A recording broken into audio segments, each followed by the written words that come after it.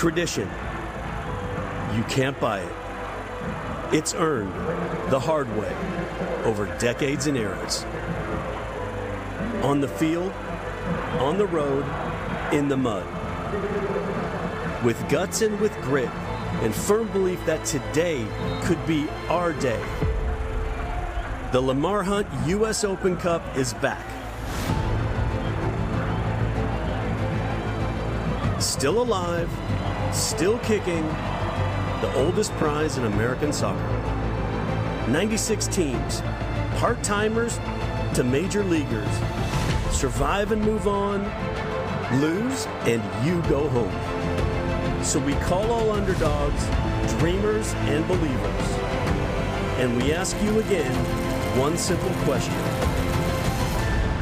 Are you up for the cup? Welcome in to an hour west of Pennsylvania. We find ourselves in Wayne, PA for the first round of the 110th edition of the Lamar Hunt U.S. Open Cup. And we've got a dandy. It's Westchester United playing host to USL Championship side Loudoun United. And what is the best fixtures of the first round? Tyler Terrence along with Jessica Charman. So glad to have you with us for what should be a terrific evening of football, potentially 90 minutes and even further. And for both of these sides looking to get into the second round. And as we take a look at our schedule for this tournament, of course, the first round mostly featuring what some would call the best part of this competition. Amateurs going up against the professionals. And that's exactly what we have on our hands here tonight. Second round and third rounds will both be played in April. And then we really start to get into the tournament proper on round of 32 and round of 16. And we will bring you immediately to the action without any kickoff because we already know what happens with that. The ball just simply gets rolling, and without any further ado, we invite you to turn off the world and turn on the game. A spot in the second round of the 110th edition of the Lamar Hunt U.S. Open Cup is underway. Again, Tyler Terrence along with the incomparable Jessica Charman here to bring you the action wherever you might be watching. And Jessica, this is obviously a part of the tournament where maybe not a lot of people are necessarily turning their heads to pick up and watch this game. But for those of us who really do truly love this competition, these are where the stories are made. These are where the Cinderellas begin their story. And particularly for this Westchester side, they've become a bit of a fixture. Meanwhile, this Loudoun United group suffered a little bit in the tournament last year and sort of had a little bit of a falling off in league play after their loss against LAFC. What are we expecting here tonight? Well, it's the magic of the cup, right? And I think you go into this game and anything can happen for Loudon. We mentioned in the starting lineup so many changes to the consistent players that you'll see in USL Championship. So it's an opportunity for those players to step and hopefully earn a chance when it comes to league play again.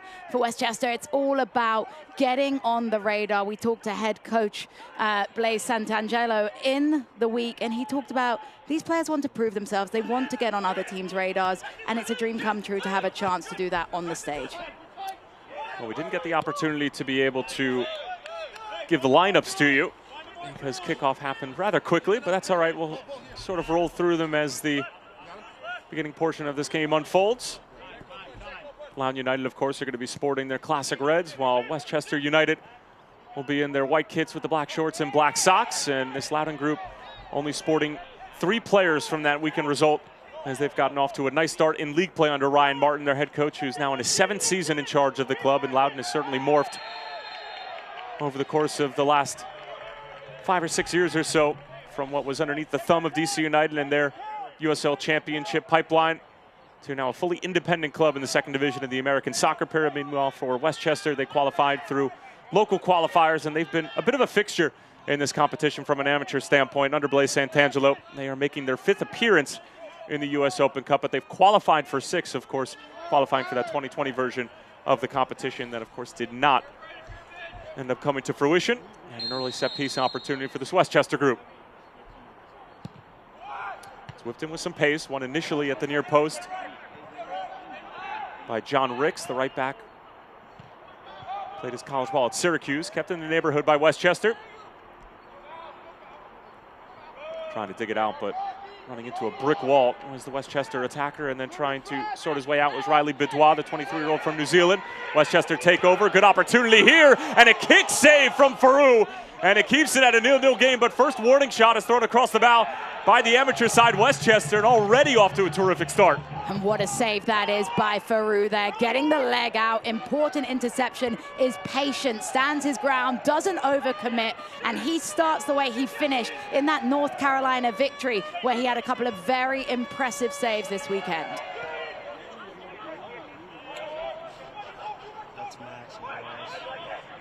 It looked like for a moment it was Josh Lucchini was wiggling his way through the Loudon defense.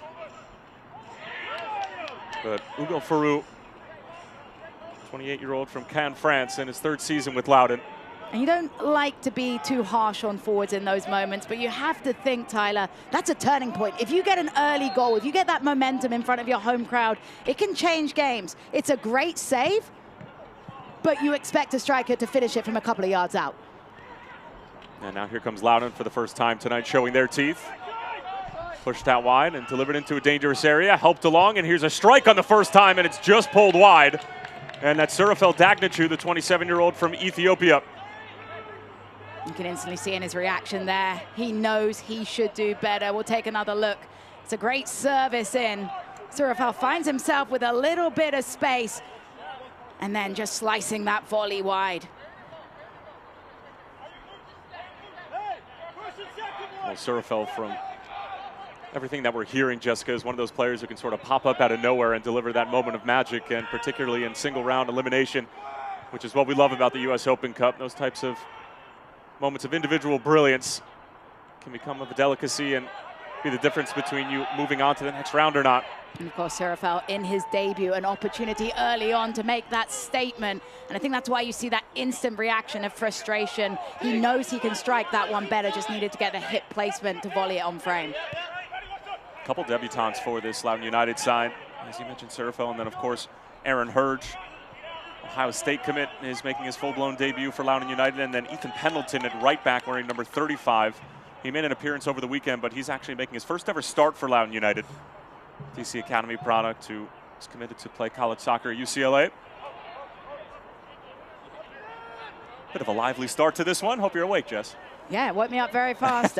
Golden opportunity on both sides, but again, it's the finishing. That little bit of composure. It can be difficult as a forward when you get an opportunity that early on, but you have to have that moment of composure in front of frame.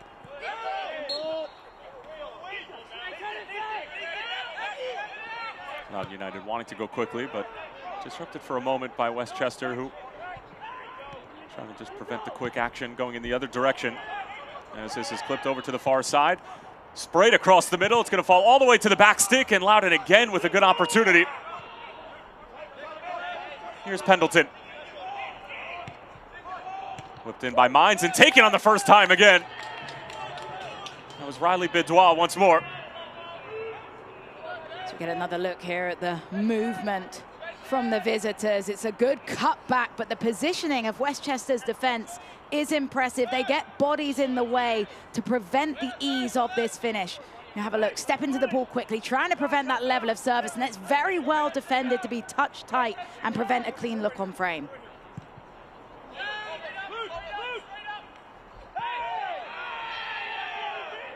Moses Nyman trying to clean things up in the middle of the park.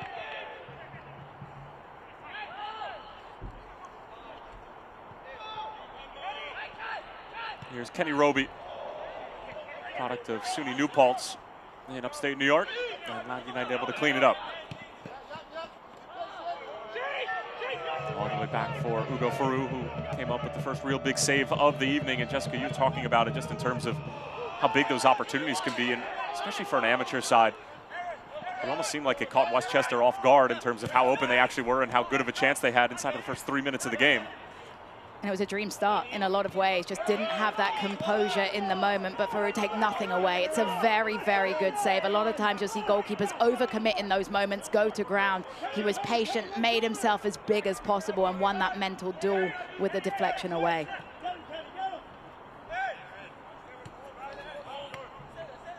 Keegan Tingy, 24-year-old from Fresno, California, in his second season with Loudon. Looking for the big switch.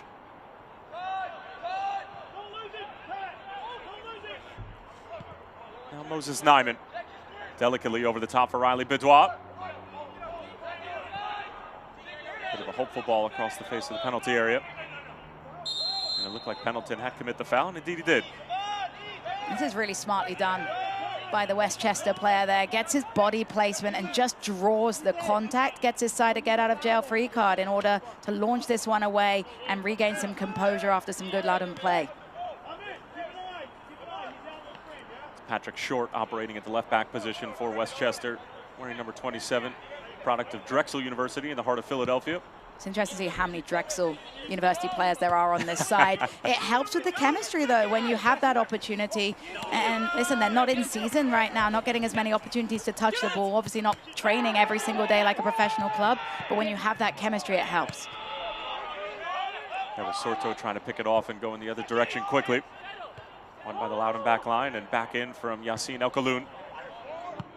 Another Drexel Dragon. Moses Nyman with a clean touch, and then further along by Aaron Hurge.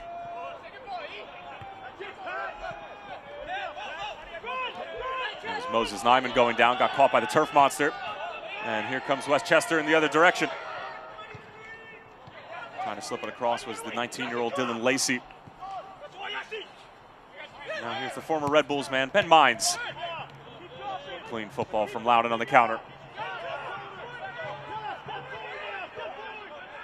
Just confident possession here, utilizing the ball really well. But Westchester's done a very good job of transitioning back into that defensive shape and getting bodies behind the ball.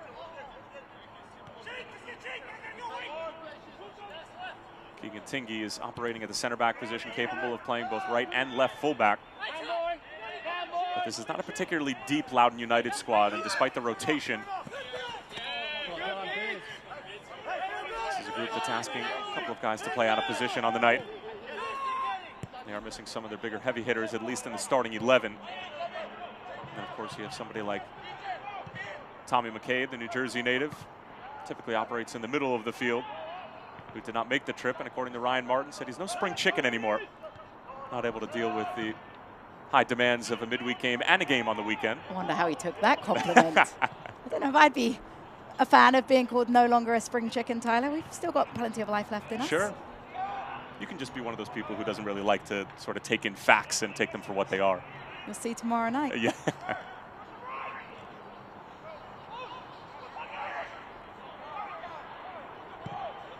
Moses Nyman looking for the switch. Wasn't a bad idea, but Patrick Short was able to get there.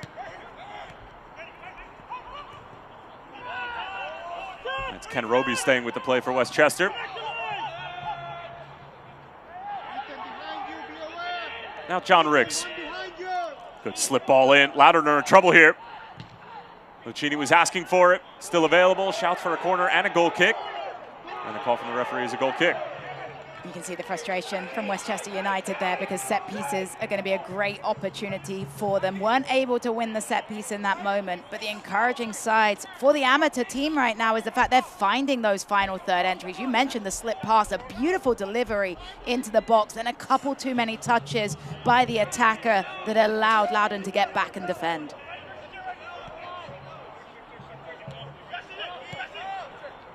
Well, despite being an amateur side, this is a Westchester United group that has been in the Open Cup several times over the past 5 or 6 years. They have a coach who's been with them more or less every single step of the way. And while they might not get paid to do it, Jess, there's a lot of experience, there's a lot of talent on this roster, and some of these guys have been there, particularly for that 2023 team that did get knocked out of the first round, but simply getting that experience is going to lend themselves to opportunities like this where they're not going to be wowed by it, as the referee calls a free kick in favor of Westchester. And I think you're seeing that in their play right now. They've come out fearless. There isn't any of that tentativeness that maybe you expect from a team, but they have the experience. They've been here before. And as they step foot on this pitch with a great fan turnout, by the way, it's great to see the hill pack, the stands pack supporting this team. There's this era of confidence around them, and you're seeing it with the fact that they've created 2 of the best opportunities in the game across the first 12 minutes.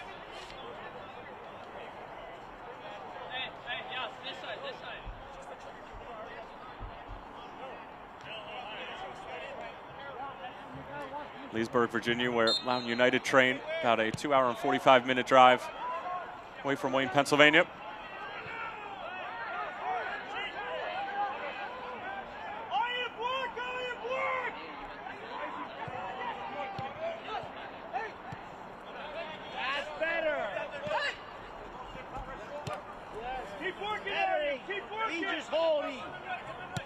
Tingy. Pendleton. Some patience being displayed by Loudon, and that voice that you can hear in the background that's probably closest to our mics is head coach Ryan Martin. Product of Ohio Wesleyan, Division III powerhouse, where he was inducted into their Hall of Fame. The word you're hearing constantly is patience, because it can be frustrating when you're trying to block and break down this defensive block for Westchester United, but they're being patient in possession. Good build up here from Loudon. This one knotted away at the near post as Moses Nyman and Aaron Hirsch trying to bring it down.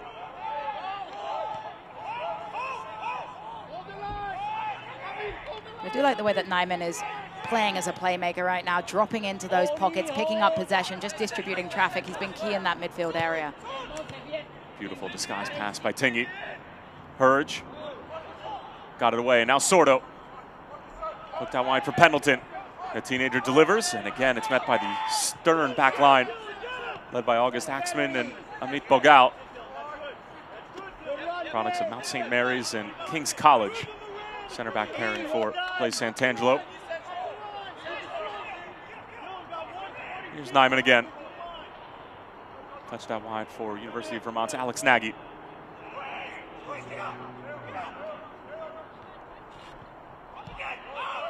I love that leadership on the pitch. You can just hear the back line communicating, saying, let's get up for Westchester United. They don't want to sit deep. They want to step forward. They want to press. And it shows that leadership and organization on the field. The return pass was intended for Surafel, but he was tripped up in the middle of the park, and a free kick for Loudon.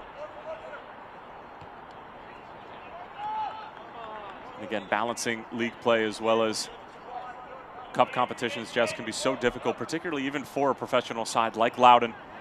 Might not necessarily be all that deep and have a ton of players on their roster at their disposal, because they got torched a little bit by travel and everything that came their way after US Open Cup. They won their first round game, then they had to go on the road to Richmond, then they went to Orange County for a league game, and then they had to go to LAFC, where they eventually got knocked out of the competition, and their April and May just got all out of whack in terms of minutes and trying to manage the workload for every single one of their players. They came out with a lot of injuries, so being able to balance this early on in the competition, I think, is where a lot of USL teams can get caught sometimes. And you see it at all levels of the game, in all cup competitions, abroad and in the United States, where you have to find that rotation. You get a test of just how deep you are. And as a coach, you have to pick your priorities. And I think you see that in the distribution of the squad and where you have experience in certain areas of the field versus giving players an opportunity. Well, here's an opportunity for Westchester. Was there a trip inside the penalty area? There was, and there is a penalty. Well, it was 3 passes, and Westchester were on their way. And a subtle little dip of the shoulder over on the far wing, and the attacker got the defender to bite, and an opportunity from 12 yards away for the amateur side, Westchester, to take the lead. Well, Westchester United reaping the rewards of their brave attacking style of play. They've been delivering these sorts of balls forward. They've been getting the final third entries. We'll see the tackle come in here. It's a heavy touch and drawing the contact. It's very close to the edge of the box. It's on the line, it's in the field, and it's Muhu that earns the penalty kick. 12 yards out. Golden opportunity now. You've got about 3 different players for Westchester who are raising their hand, asking their coach, Blaise Santangelo, if they can be the one to take the penalty. And it's going to be Yassine El Khaloun to give the amateur side the lead. After the first opportunity for Westchester, it's been Loudon who have had the better of the ball and the better of the opportunities, but Westchester have certainly looked dangerous on the first couple of chances they've had at goal. Ugo Furu, the goalkeeper, has already made 1 massive save this evening. Follow!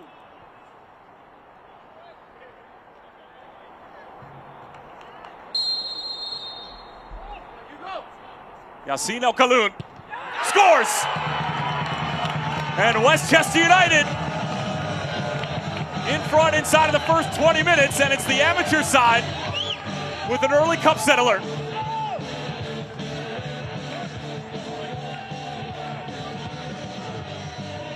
An absolutely dream start for Westchester United. Check out this technique, the little stutter step, throws the goalkeeper the wrong way, and then buries it into the opposite side corner. A golden opportunity, but Tyler, you can't say they haven't deserved a moment like this with their attacking styles of play. You earn a penalty, you reap the rewards, and now you have to see how Loudoun United are able to respond. Loudoun, a native of North Potomac, Maryland, just recently finished up his graduate year at Drexel in 2023. He's only 23 years of age, and with a big moment in the 18th minute to give Westchester the lead. And now if you're the USL Championship side, Loudoun United, how do you respond after getting punched in the mouth against a side who, for all intents and purposes, is beneath you, at least in the American soccer pyramid? It's a big 5 minutes in a lot of ways, because you're seeing Westchester United with all the momentum now looking to double their tally.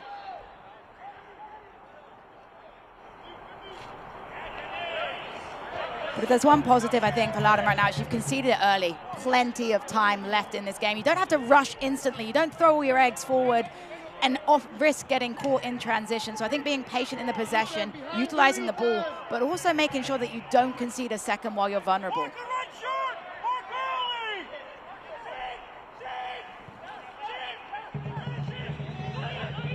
Some miscommunication along the back for Loudon, and then Tingy almost gave it away. Almost gave it away a second time, and absolutely hounding him is Dylan Lacey, the 19-year-old and former MLS Next Pro product for FC Dallas. I think you're seeing some of the risk that comes with rotating a squad so heavily. There's a lack of chemistry, a lack of understanding in some of these moments in the back line as they look to play out the back. And this is where you need leaders that are on the pitch for Loudon to step up, to communicate, to really grab this game by the scruff of the neck.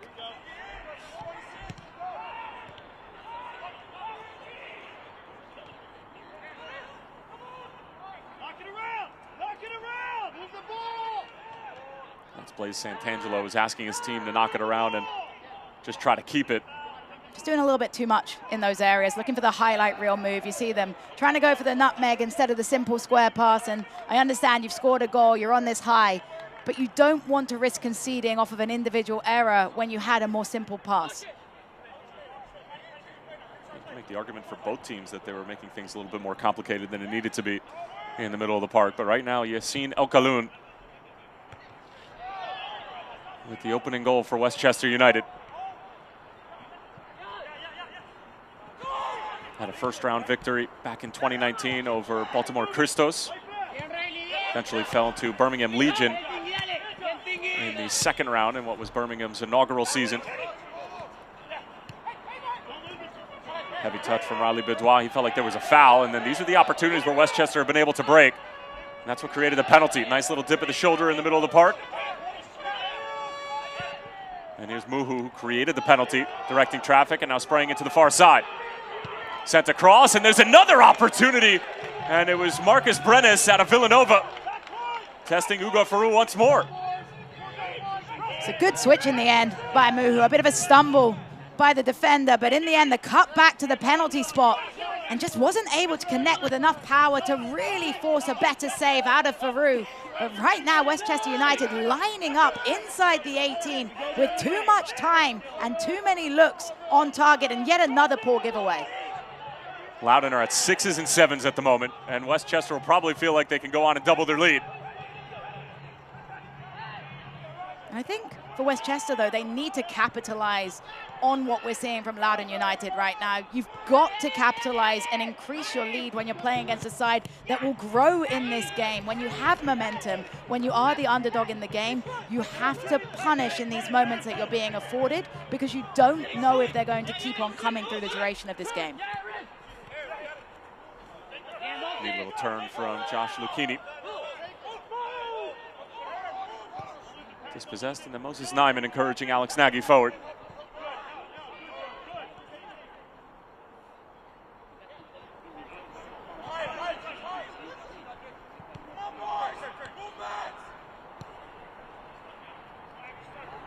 Tingy and Jacob Erlandson playing a little catch right now, and then Alex Nagy circling things back around. And if you're Westchester, you're happy to let Loudon have the ball in these types of situations. You can just see them dropping off now. earlier on in the game. They were pressing a lot higher in these moments. Now it's just play in your back line. We're not threatened there. Once you step forward into a more attacking area of the pitch, then we'll press you. But right now, no harm.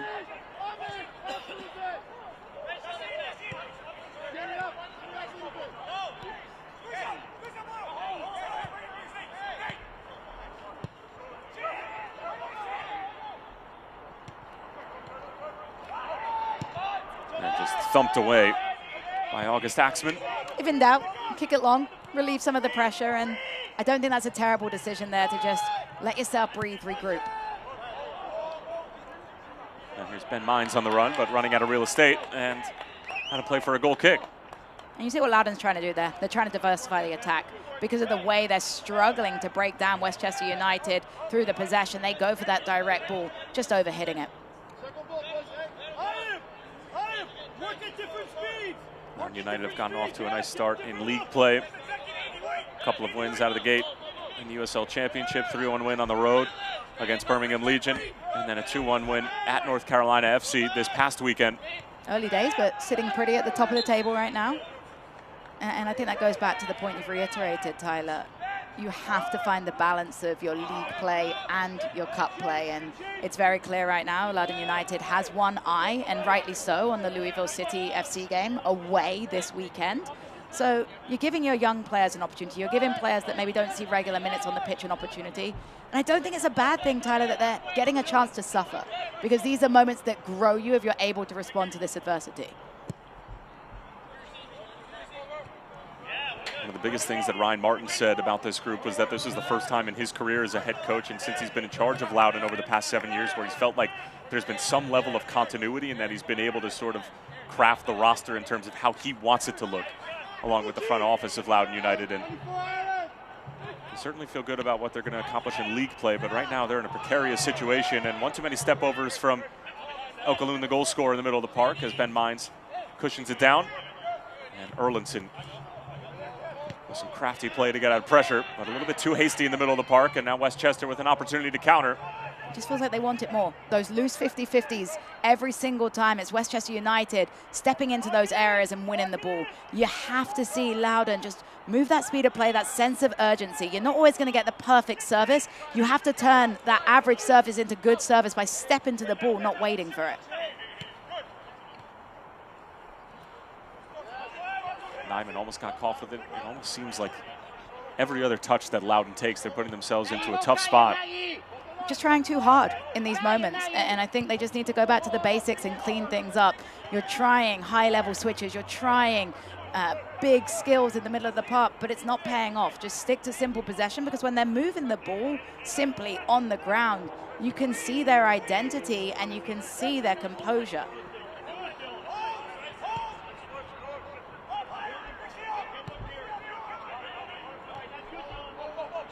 This is more like it from the visitors.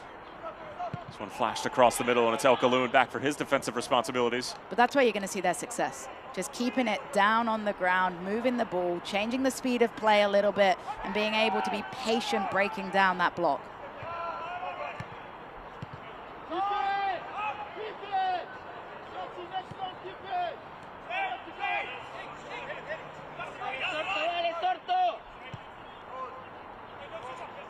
Jacob Erlinson, 25-year-old from Akron, Ohio. Sorto laying it off, and now out wide for Nagy. His delivery denied. But getting into that area to serve that cross in with the quick one-touch passing and connection.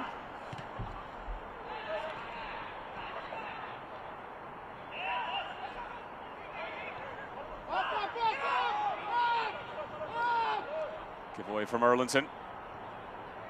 That's Lucchini trying to hold on to possession for Westchester. Tingy stepping forward.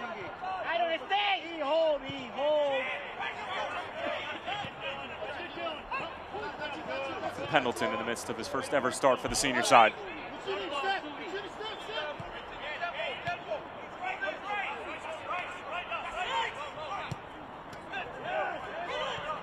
Just trying to force it. There. Yep. Just forcing it through traffic.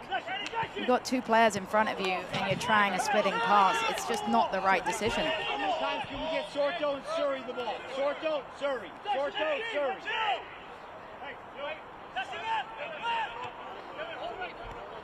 Heard from Coach Ryan Martin saying, how many times can we get the ball to Christian Sorto and Surafel? So really operating on that left wing and in the middle of the park with Surafel playing in that number 10 role. And it's very clear they're trying to dominate on that left side of their attacking area. Most of their players going through the middle and down the left side. We haven't seen Loudon try and attack down the right side much in this game so far.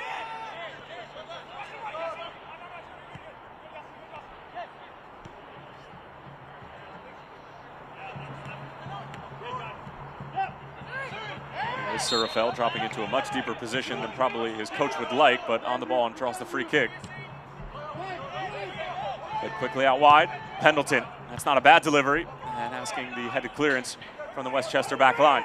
Good early delivery, put into a dangerous area, but again, the defense of Westchester United staying organized in the right areas, winning the ball first.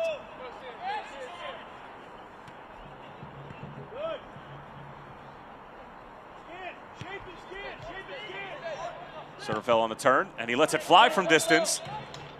Loudon claiming it took a deflection. Indeed it did, and it's a corner for the visitors. Get another look at that strike here and see just how close it ended up coming. A great close turn. The strike tests the goalkeeper.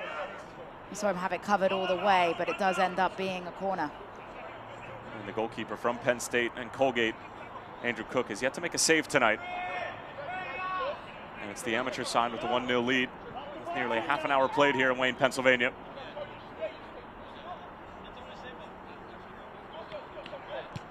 Outswinger for Moses Nyman, and a decent looking ball at that. Westchester get caught with it. Surafel almost gave it away. And then Tingy, could he get clipped? Indeed he did. Is that a foul for you? We'll get another look at the replay and see before I make my mind up, Tyler, because I had feelings immediately. I think he's released the ball and then it's just two people colliding. I don't think there's enough there for me, but the referee better positioned. Immediately calls the set piece. You heard the bench for Westchester United weren't happy about having to defend here from a dangerous looking area, and we've seen Sorto take a strike from this sort of range. He is being sent off the ball. Wouldn't be surprised here with the fact we're setting up a 3-man wall for Westchester United to see this one try and dip into an area. It's over for Sorto. Curl delivery in. That's an excellent ball, and it's just wide of the far stick, and that was a good set piece routine from Loudon. You can see this one's been planned out. A really good idea from Sorto, who just hangs this one up at the back post. It's headed and just not able to connect there. Ends up coming off the side of his face versus getting over the top of it and heading it down. But it's encouraging for Loudon United. And set pieces is one of the biggest things that Ryan Martin told us in terms of what he wants to see his side improve upon, because they haven't scored from a set piece just yet. It's good to see a different way of looking at that set piece with the pass to change the angle of delivery. Oh, that would have been a great touch. Leave it. On my back, on my back. There you go. Don't make it easy. Again, this is the 110th edition of the Lamar Hunt U.S. Open Cup, reigning champions LAFC in this competition, and what is the longest running single elimination knockout tournament in the United States, as we celebrate 11 decades. And that a tournament that celebrates the beautiful game for exactly what it is and the inclusivity of it all. Moments like this where an amateur side will take a lead against a professional group and potentially go on and win it, and we've had plenty of examples of that in the past. There's that foul committed by Loudon, and a free kick for Westchester. I think it's a foul out of frustration by Moses Nyman there. He takes a heavy touch, ends up following through.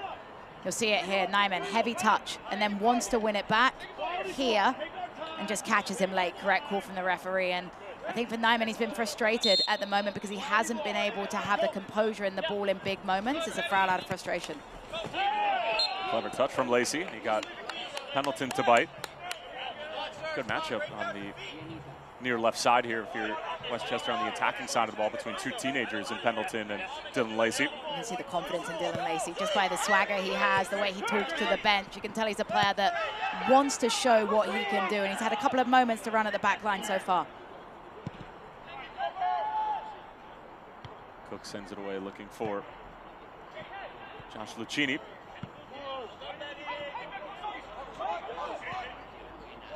Bidwa trying to turn and thread the needle. Chance still might be on. Ken Roby in the middle of the field. Again, releasing some of the pressure. This is good stuff again from the amateur side. Lucas Brenes. Lacey on the turn. That was intended for Lacey, and breaking it up actually was Ayub Muhu.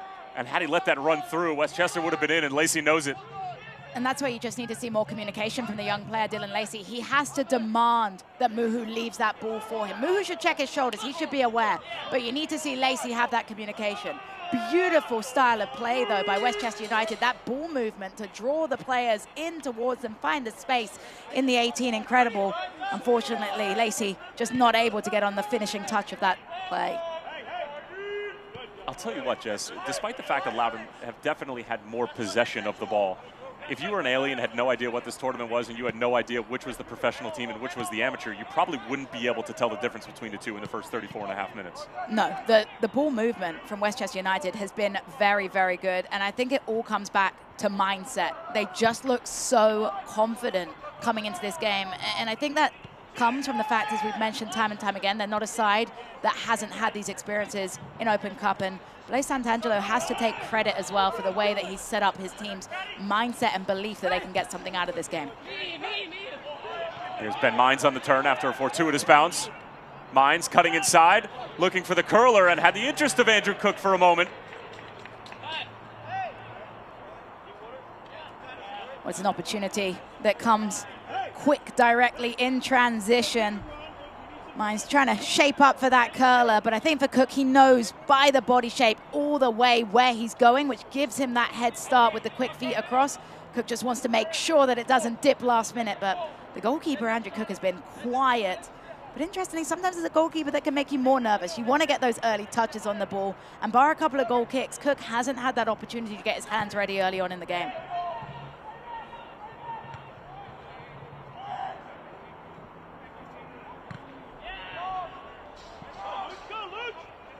Lucchini up for it. I feel like there could have been a handball there. I don't know if it needs to be said, but there is no VAR in the first round of this tournament. Really?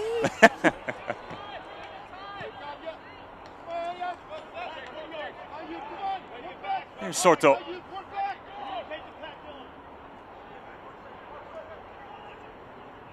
He's got plenty of tricks and moves up his sleeve as this is clipped towards the back stick. It's a good ball, fizzed across the face of goal, and that is a beautiful team effort from Loudon United as it's Riley Bidwa who's on the doorstep to punch it home. But that is much more like it from the professional side. We're all level. Well, it's been a great week at the office for Riley Bidwa. Got the game winner on the weekend against North Carolina, and now finishing up a far better phase of play by Loudon United. It's great individual work to begin with by Christian Sorto. You can see now why they've been wanting to get him on the ball. And then this service looped in at that back post, and then the selflessness to cut it back, not to go for goal. That's what impresses me the most. That's a team player cutting it back, and Bidwa turning his run, holding it well, finishing it in on the volley. That's the first ever U.S. Open Cup goal for Riley Bidwa, 23-year-old from New Zealand in his second season with this group. Signed back on February of 2024. Actually came up to the lower levels of Australian and New Zealand football before eventually making his way to the States. But you talked about it, Jess, the unselfishness from Ben Mines, not only to see the pass, but the ability to take that on the first time and put it on a platter for Bidwa, and probably the easiest goal he's going to score all season. And that's about reading the game by Ben Mines, to be able to have that vision, as you mentioned, under the pressure and the selflessness as a player, because it can be so easy to go for glory yourself, but to know that your teammate's going to have a far better opportunity on frame, good work by Mines.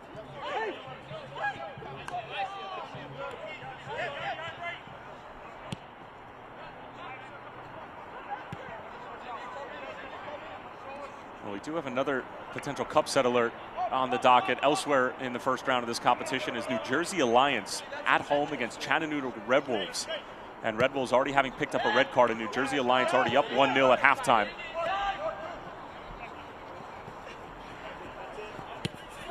Other than that, Miami FC up 2-0 on Naples United. Hartford Athletic is up 2-0 on New York Shockers.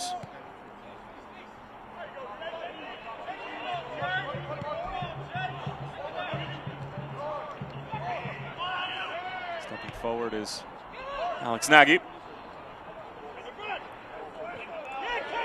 This is excellent work from Ken Roby, and he has been busy in this opening half. Roby trying to send it across goal. Tingy was there to stab it away.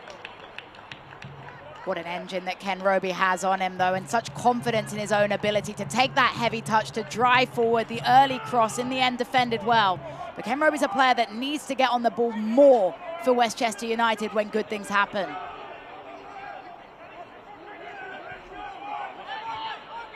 Roby originally from Narberth, Pennsylvania. Went to Harrington High School in the Philadelphia area. As you mentioned, played his college soccer at SUNY New Paltz. Not exactly a powerhouse of any sort. It's actually at the Division III level, but the Division III player looking like one of the more lively and technical players on this field. But it goes back to the key word with Open Cup, which is opportunity. And the opportunity that it doesn't matter what level you play collegiately, when you have the cameras on you, if you're able to impress, you can get on players' radars. And we've been told how many players for Westchester United end up with trials, and this is a great opportunity to get on the radar of a bigger professional level club. Well, not only go on trials, Jess, but there's a serious connection between these two clubs. I mean, Blaise Santangelo has sent close to half of his roster to Loudoun United tryouts to see if they could be able to compete with this group. As this is a long-range effort taken from almost midfield, and Faroux was able to make the save in the end, and it was rather comfortable by the descent of the ball and how it was finishing up, but decent look from Westchester. I think Faroux's footwork looked a little awkward there. He definitely got caught off guard in that moment and would have been very relieved to see, as you mentioned, the drop on that ball end up favorable. Here's the goal scorer for Westchester. Alcayun. Nyman finding Sorto. Good defensive presence from Westchester. Here's Brenes. But great work rate from Sorto there to get back and recover. It's his delivery that was left. Here's Roby again. Still going with it. And eventually stood up. Keegan Tingy with an important challenge because one more defender and Roby was going to be in.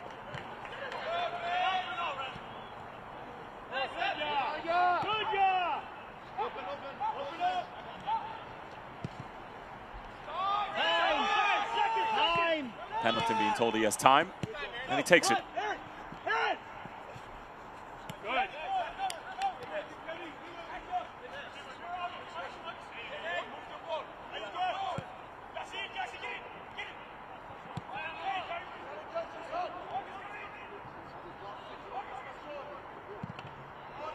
Alex Nagy was trying to get the early delivery in.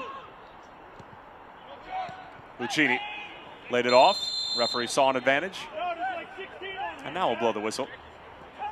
And there was a certain Major League Soccer game that probably could have used that level of officiating this past weekend. Have no idea, Tyler. Not naming any names, Jess. I'd say don't get yourself in trouble here. It's not worth it. No, I am surprised, though, that the referee didn't have a word in that moment, because breaking up that clear transitional moment, it's a smart foul in the end by Nyman. But those are the kind of things that the referee needs to have a word with, because it's becoming fairly consistent. You're seeing it when Westchester United is looking to break quickly. Loudoun United's doing the right thing, and if you're given the reins to get away with it, keep doing it.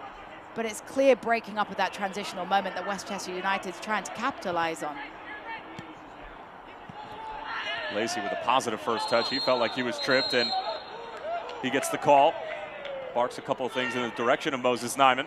But it's the same guilty party again, and I don't blame Moses Nyman. He's going to tell the referee, I'm just playing the game. I'm just breaking down the play. The referee now, though, having a more vocal warning.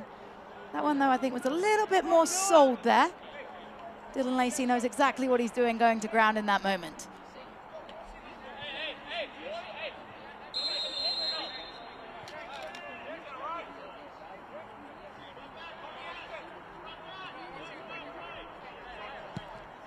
Luke Bogao on top of the set piece, initially won by Loudon, further away by Nyman. Collecting is Lacey. Or so we thought. Did he trick you? He did. Doesn't take a lot, though.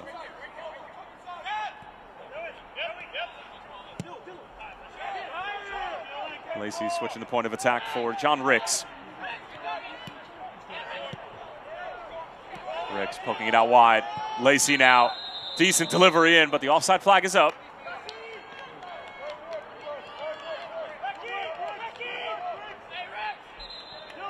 See Lacey give the applause though, because it's a great run in. When Lacey gets on the ball, his vision is really impressive. I think Dylan Lacey is one of those players really looking to utilize this opportunity. As we've mentioned, was with Dallas MLS Next Pro side, now wanting to get back on the radar to play at the next level. And I've enjoyed watching him get on the ball because his range of service, we've seen some loop balls, we've seen some driven balls. He's picking different moments for different services. And he's a player that I think Westchester United need to find more opportunities to get running at the young defender on his side. Erlinson. Here's Lacey again. Just looking a little bit too much for the contact again. To be fair, Nyman did a good job of getting across him.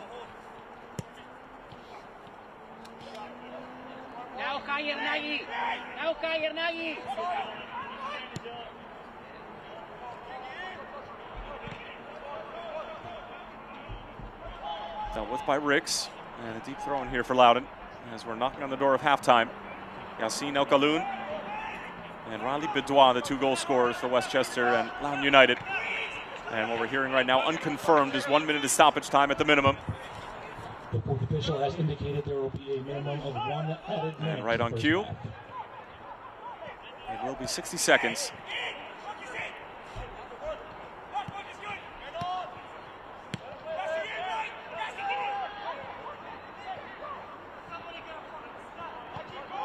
Erlinson stepping forward. Nagy. It's an errant pass, and now Sordo trying to retreat. Well done from Brennis. And Muhu did well. This has been a fun first half. It's been really entertaining, and I think when you have the parity in 2 teams, despite their level of difference in terms of professionalism, it makes for such an entertaining game, and it comes from the mindset again. I think Loudoun United has grown into this first half and is starting to look more like the championship side that we're used to seeing, but both sides will be fairly content with going in with a 1-1 draw. And that's where the first half ends. A very impressive first half performance from the amateur side, Westchester United, but that's no surprise because they've been here, they have done that, and they're looking to add another professional side to their mantle. But Loudoun United with the response after getting punched in the face thanks to Riley Bidois, who scored his 2nd goal in as many games. But a very, very valiant effort in the first half from Blaise Santangelo's side as this Westchester United group got on the board early thanks to a penalty kick goal from Yassine El-Kaloun after it was drawn by Ayub Muhu of Montgomery County Community College, but then a magnificent team goal from the visitors. It's 1-1 at the half between Westchester and Loudon.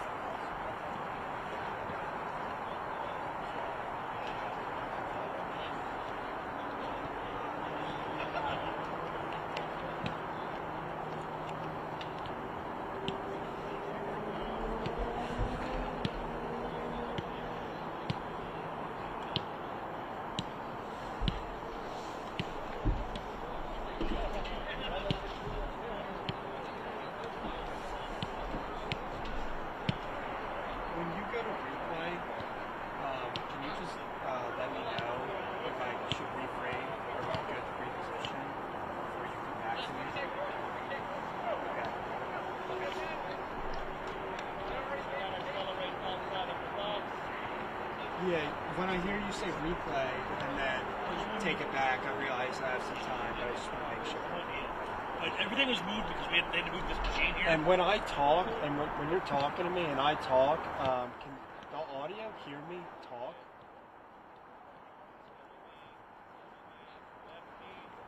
Right.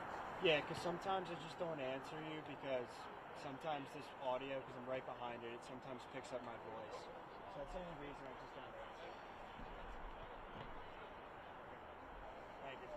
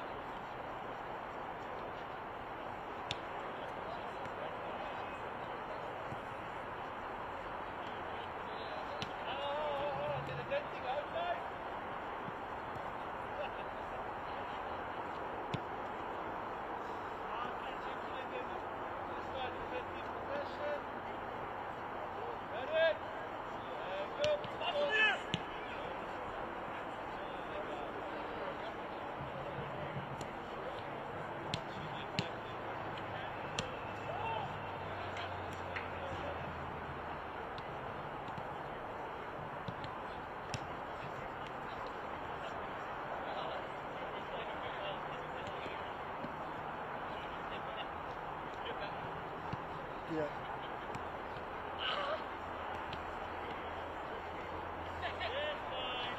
With the bubble? Yeah, I got a text now. The bubble is directly right in the center of the circle. I just don't know why it's uneven when I pan to the left and right.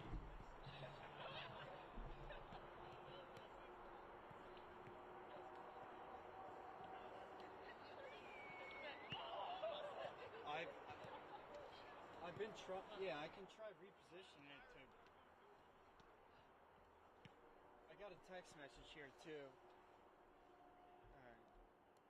Because I know it's like slanting to the left when I go that way, and this way it slants to the right. Looks a little better on that side, but because like I can reposition the bubble like this on the left side, but now the center just might feel funny. I've been trying this all day, honestly. I don't know, yeah. So, reposition like this. Yeah, that looks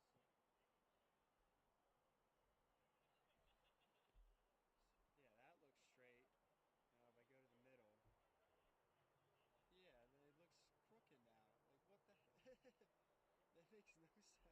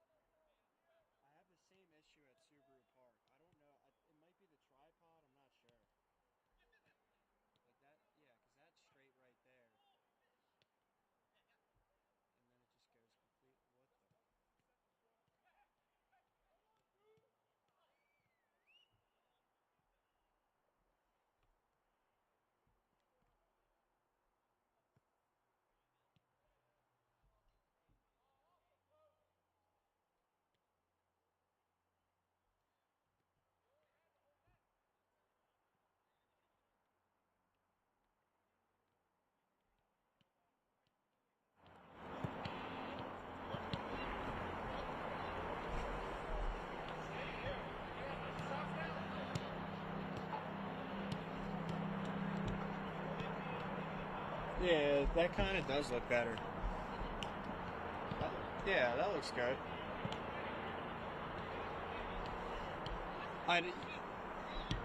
Yeah, that looks good.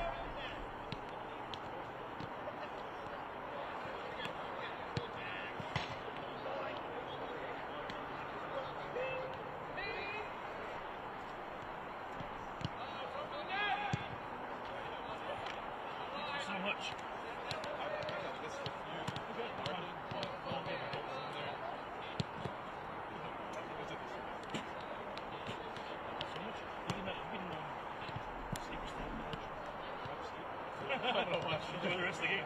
Thank you. Appreciate it.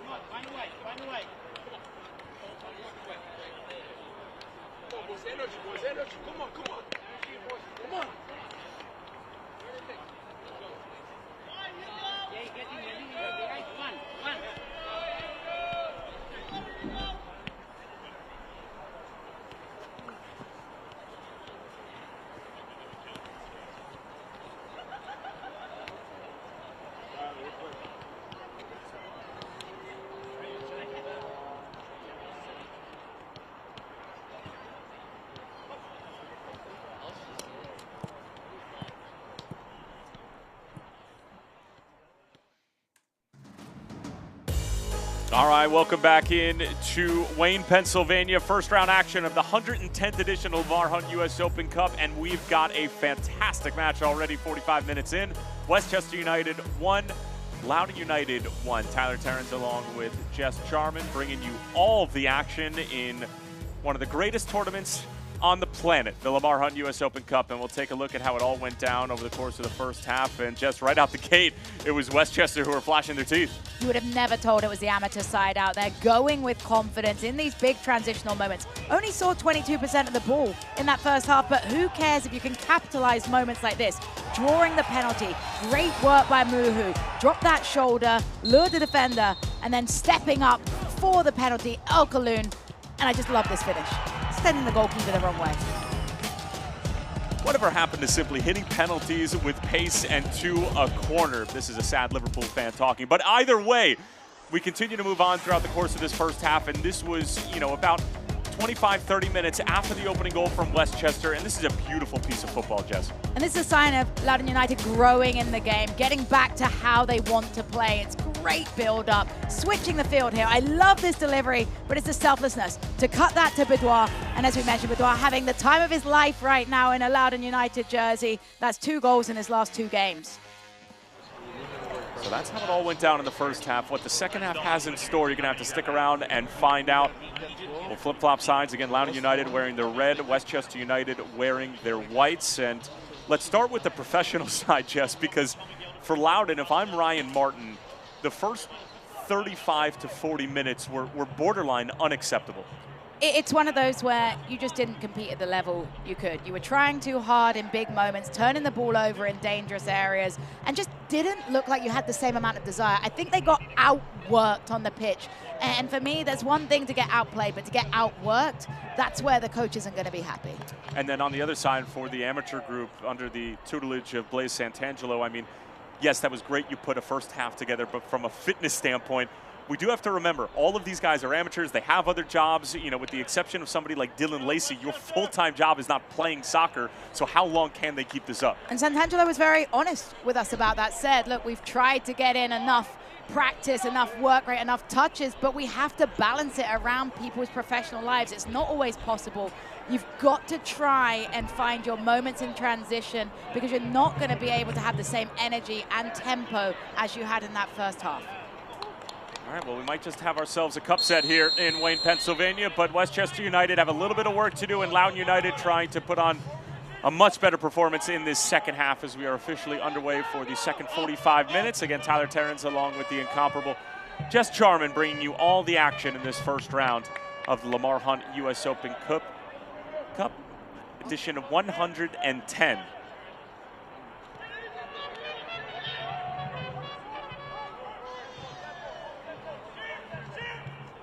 Again, this Westchester group qualifying through their local qualifiers. Meanwhile, Loudoun United getting their berth simply due to the fact that they exist in the second division in the USL Championship. Again, they've started out a perfect 2-0-0 in league play, Ryan Martin's group. As Jacob Erlinson trying to connect the dots diagonally, and here's the goal scorer, Loudoun, giving up possession and almost giving away a chance.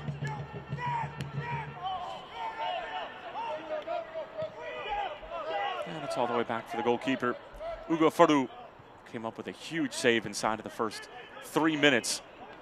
That's a poor giveaway, and Westchester with an opportunity to counter, if not for the fact that that pass was intercepted by Keegan Tingey. More good pressure from the home side. Westchester United finding the energy straight out of the break, bringing the tempo. And I just wonder if they're banking on a big 10 minutes, giving 1,000,000%, and then perhaps utilizing subs to keep the tempo of the game up, to try and contradict the fact that you do lack the same level of professional fitness in the game. You're seeing a higher pressure. Christian Sordo trying to bring it down. Always a difficult ask as Loudon gave it away, and this is clipped towards Boudoir.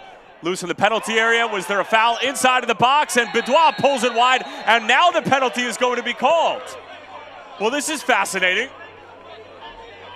Westchester United aren't going to be happy with the fact that the shot was allowed to take place.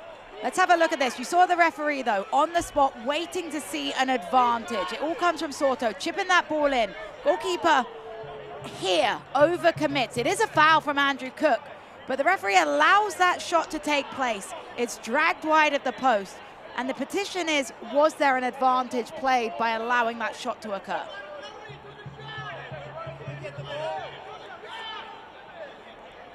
And we joked about this in the first half, but there was a situation in Major League Soccer as now the referee is going to have to sort out some shenanigans between Loudoun United and Westchester, where in a Portland Timbers and LA Galaxy game, there was a foul that was committed, Jess, but then advantage was played and there was no penalty eventually called. And this was the exact opposite of the situation where the penalty actually was in fact called after the advantage was taken.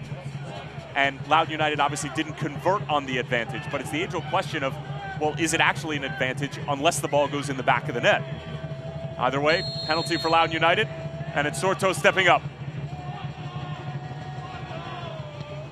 And he buries it.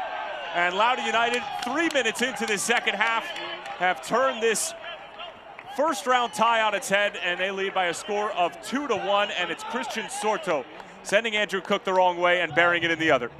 Was a story of penalties this evening as Sorto with the stutter step. You see Cook trying to be patient, ends up guessing the wrong way, and Sorto just buries it home. But for Westchester United now, it's about how do you respond to this adversity. You're frustrated, you're disappointed, you feel like things have gone against you with the penalty being awarded. You have to be able to gain some composure. This is the worst possible start you could have had out of the break, conceding a goal. But you have to get back to what was working for you in that first half of play, which was your momentum and your fight and your work rate. And I have no doubt they'll continue to bring that now.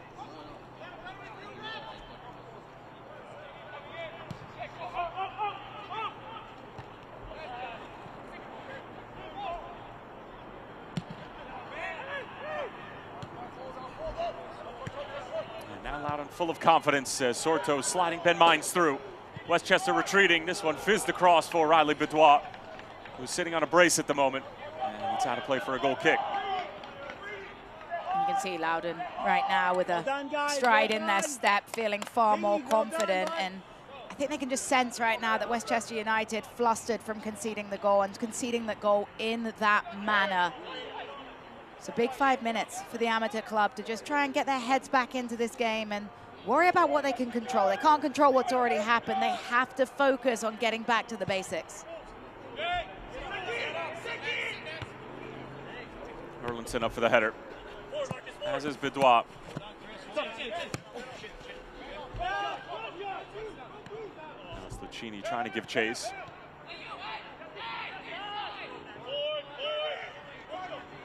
Here's Brennes. Nice little chop. Couldn't get the pass away, though.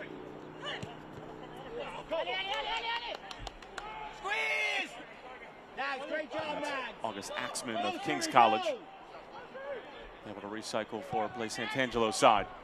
5 minutes into this second half, and Christian Sorto from the penalty spot is the difference maker at the moment. And that's going to be a foul against Erlinson. A little too overzealous trying to go into the challenge. I don't think Erlinson really has a right to petition in that one. Just came in over the top and just forced the foul on Muhu.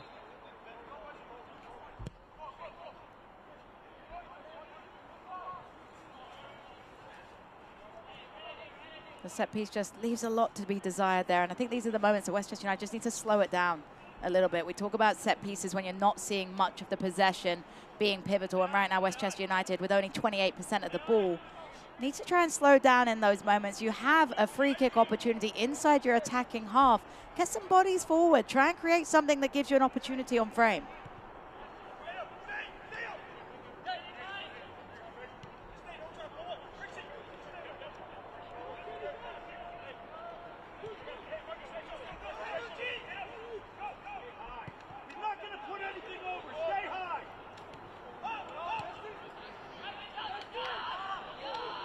Given away by United momentarily. Westchester trying to win it back, and indeed they do.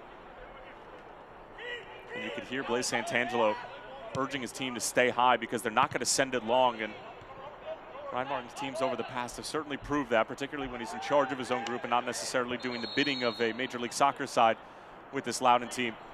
And they want to keep the ball. They're not just simply going to send it long because there's a little bit of pressure. They want to try to build out. And that can be tough for Westchester United because you have to be brave. You have to trust in your pressure, but you've been rewarded here. Good ball forward. Here's Lucchini.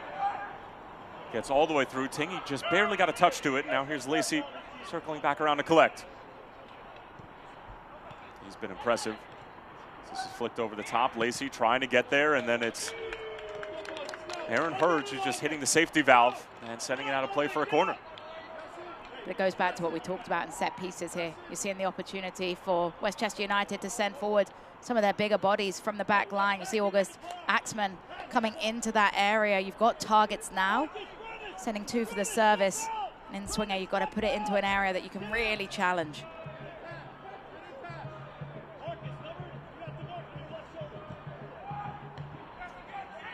One at the near post by Erlinson. Back in from Brennes.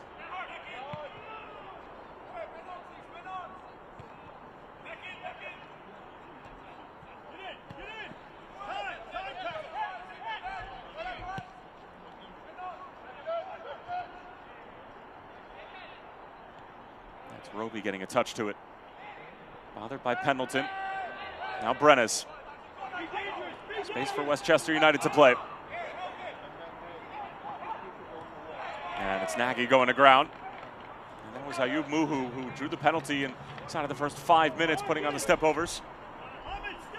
You can see Muhu, a player that's really confident when he gets that ball at his feet, has a litter of different skills in his toolbox. They're unable to break through the defender, but does do well to earn another corner. That's 2 corners in quick succession for Westchester United. First one cleared away too easily by the back line of Loudon. They'll want to make sure they attack this ball. Good corner at the near post. It was initially flicked along by John Ricks, and it'll stay in the neighborhood with the home side. Those drums you hear in the background is the Sons of Ben, of course, the supporters group for the Philadelphia Union, have made their way out to Wayne, Pennsylvania to support amateur side Westchester. That's the magic of the cup again. And here's Lacey from distance, and Ugo Faru able to cover it up rather easily in the end.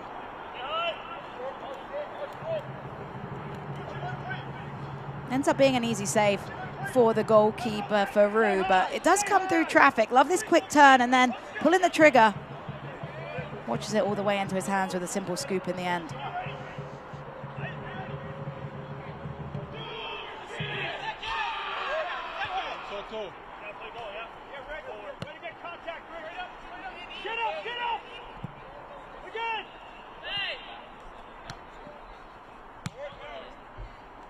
Stepping forward is Axtman. Up forward is Tingy.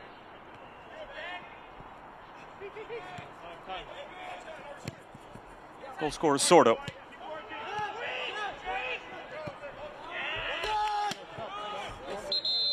And that was not the best delivery from Jacob Erlinson. And we're going to have a substitution. And it's going to be on the side of Loudoun United, as it's going to be Yannis Learman coming on and replacing Keegan Tingy as the first substitution for Ryan Martin and Loudoun United. In the 55th minute,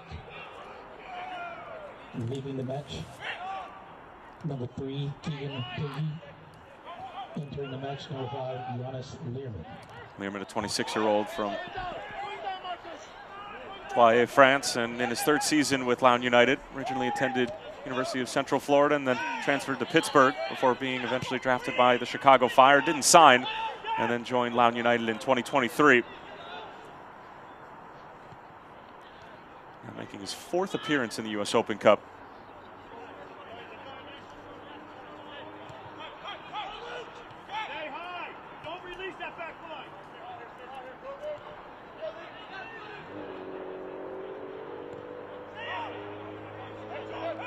And again, Loudon hell-bent on playing out of the back and keeping the ball on the deck, and the commentator's curse in full effect there as it's clipped in a dangerous spot for Nagy.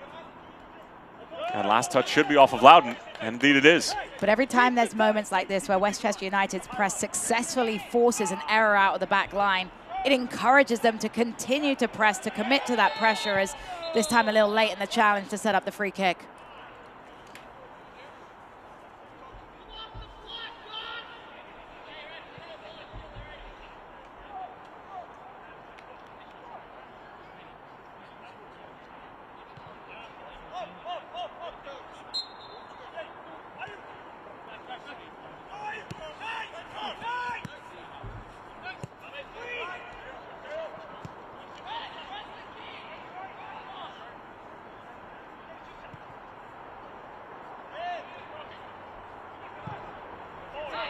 Dangerous ball in the middle of the park, picked off by Brennis.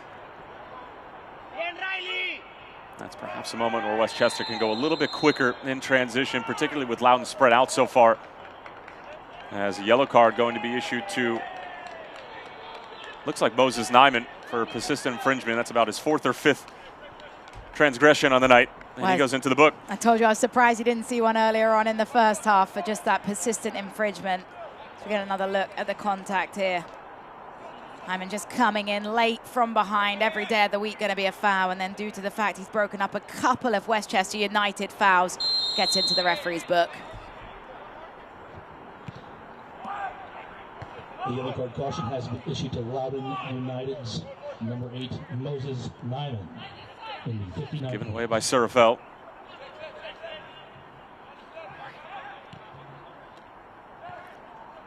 Wasn't a bad idea for the streaking Ayub Muhu.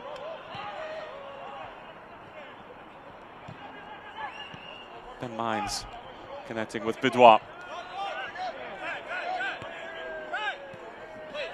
Former University of Vermont Catamount Alex Nagy giving it away, cleaned up by Bidois, and eventually taken over by Loudoun.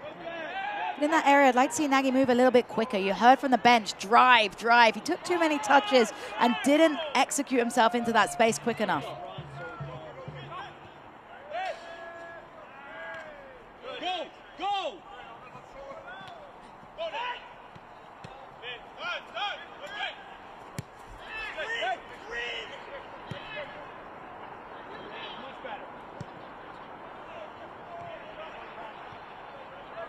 Positive first touch from Ben Mines.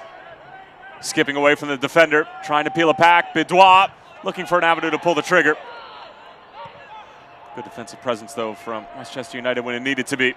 Almost that Mines connection again with Bidois, though. You're seeing that Mines and Bidois on the same page, constantly looking for each other. How about Dylan Lacey? He's been one of the players of the match on either side of the ball. You just wouldn't tell how young he was. He's not playing like a teenager in any shape or form, just confident. Every time he gets on the ball, wants to drive forward, wants to take those positive touches and take players on.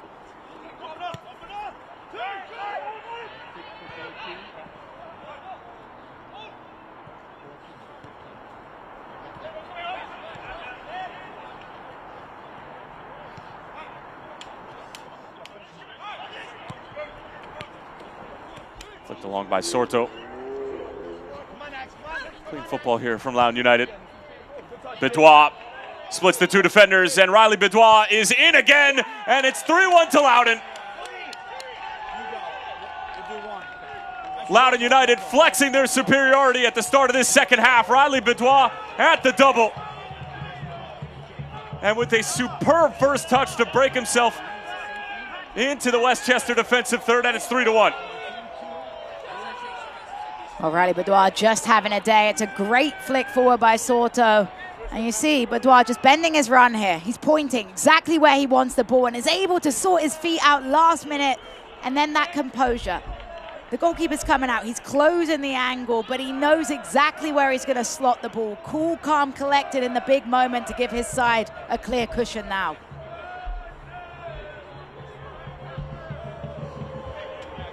United goal scored in the 61st minute. That's now 3 goals in 2 games for Riley Bidois, including the game winner over North Carolina FC at the weekend. And I think what will be most exciting for Loudoun United is how different his 2 goals are in this game. And that displays the versatility of a forward. He's had a breakaway, and then he's had just a clear volley in front of goal. You mentioned an easy finish, but it's all about his movement off the ball that allows him to be in that area. When you've got a player that's fine in the back of the net and in different ways, it's a great asset to have on your side. Good feed from Muhu, but couldn't connect the dots. They were certainly far apart in distance. Would have needed to be a perfect 40-yard ball. And meanwhile, Loudoun United sprung on the other end. It's Ben Mines once more down that right-hand side.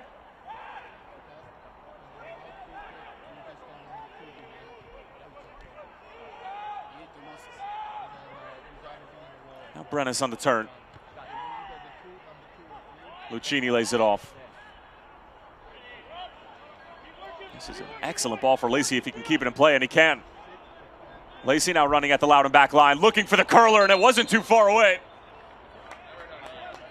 And there's shouts for a deflection, and that's exactly what it's going to be, a corner for the home side Westchester United. But this is that confidence we talk about with Lacey. It's a great ball in, but he's 10 yards behind the defender, has the legs to catch up, and then the confidence to try and round your defender, picks his head up, always going to go for goal there. Not a bad effort at all from the young man. Despite going down 2 goals just a few moments ago, Westchester United still with a little bit of life, still with some hope.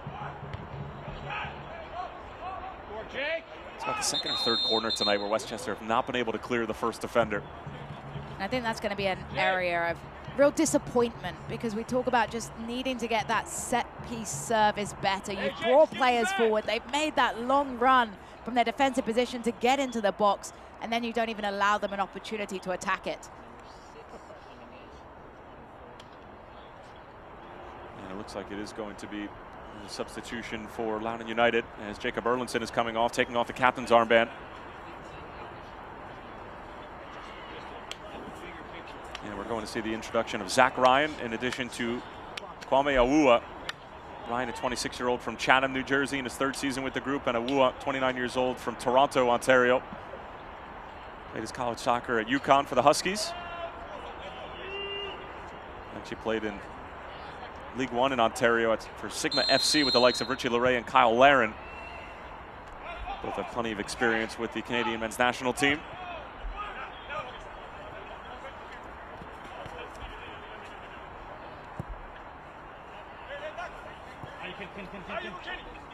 And again for Ryan Martin, balancing minutes and making sure that everybody's fresh and getting opportunities at the start of the season is so important. And as Lucchini trying to get on the end of it and just being sealed off.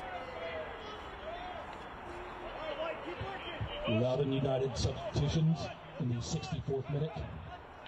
Leaving the match, number 15, O'Reilly Benoit. Entering the match, number 14, Zachary Ryan.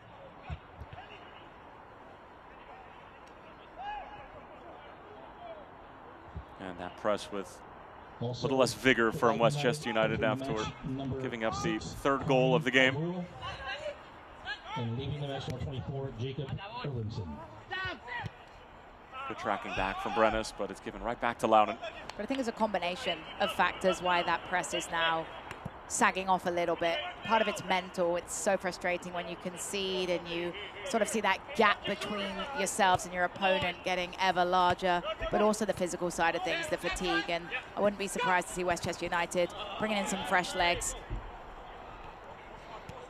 Here's Ryan on the other end. Sorto disrupted by a sliding effort from August Axtman. A bit bizarre to see a central defender wearing the number 7, but it is the US Open Cup and there are no rules. Yeah, it needs to be 3, 4, 5 in the back line. Maybe I'm a traditionalist, but I'm with you. It's like goalkeepers wearing 0. No, no, no, no.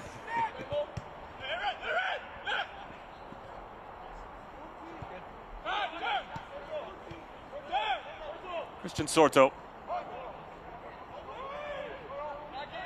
Hines trying to clean it up. Pendleton. Not his best delivery. Down by Surafelt. Hounded by Brennis and cleared away.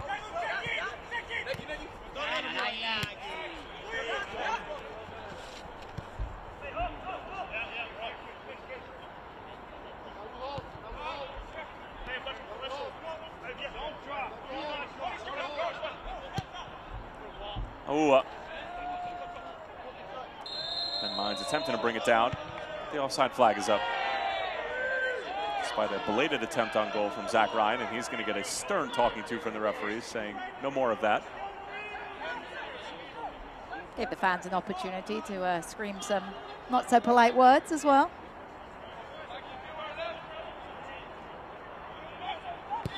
Depends on where you come from. So in terms of endearment, where I come from. I remember that time.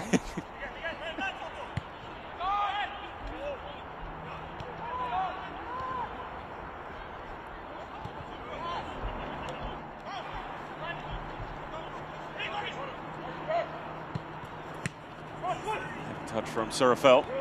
Just bodied off the ball. Slipped through. Good opportunity here. Here's Roby on the first time. And Westchester United right back into it.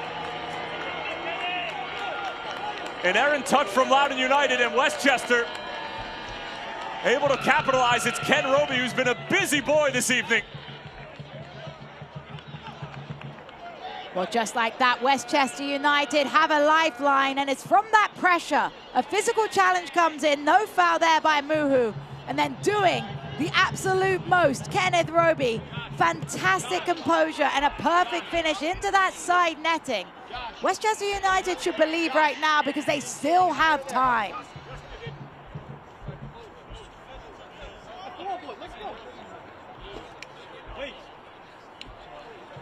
Ken Roby of SUNY New Paltz at the Division III level in the NCAA has been one of the best players on the field, along with Dylan Lacey of Westchester United. And obviously Loudon have certainly worked their way back into this game. But that second goal for Westchester was so important for their confidence. And Tyler, I think this is a perfect moment to talk about Roger Tucker and what he's brought to the table in terms of the memory. When we talked to the coaching staff this week, they mentioned Roger Tucker, who is such an important part of this club, and they're playing for him right now. Assisted by number 11, Ayub Mohu, in the 69th minute of play. Well, here was the brief stoppage after the goal. It was the stiff arm from Muhu that eventually led to what looked like Surafel slamming his head against the turf. Yeah, I don't think the injury comes from the actual contact from the shoulder charge. It was from the smashing down on the turf, and I think that's where the frustration for Loudon United may be coming from, because obviously if it is a head injury, you usually see the play stop from the referee. Obviously a decent chunk of stoppage time will be taken into consideration by the fourth official. Just in terms of the numbers so far in this game, I mean, Loudon United have certainly had the better of the ball, around 70% possession. They've completed 440 passes compared to Westchester's 202. And they have a significantly higher passing accuracy as well. But Westchester have managed to get 6 shots on target comparatively to Loudon's 3. And only 2 shots behind overall, Loudon's 9. Westchester sporting 7 shots on the night, but 6 of them actually testing Ugo Faru. So it just goes to show the counterattacking nature of Westchester and what Blaise Santangelo was trying to get done. But here's a big substitution, as it's going to be Abdeltalif Abukur, the 20-year-old from Fairfax, Virginia, and one of the star boys of the second division in the USL Championship. And to say that Loudon United is high on this kid would be the understatement of the century, as a lot of people peg him to be one of those guys to potentially move on to Europe at some point in his career. But away we go. 5 goals so far. Westchester United scoring the last iteration in what has been a magnificent game thus far. Less than 20 minutes remaining, of course, with a decent chunk of stoppage time coming due to that injury. And Westchester already applying the pressure. Down by Dylan Lacey. Disrupted by Nyman, sitting on a yellow card, so has to be careful going into challenges. Lacey gets it back. Shouts for a handball, falling on the deaf ears of the referee.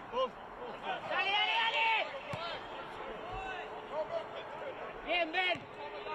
Bien, Ben. Ayub. Pat.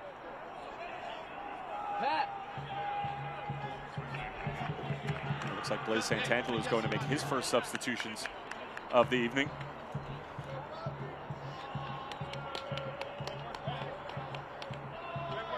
And it looks like it's going to be Bobby Hickerson coming on, in addition to Thomas Ascoli.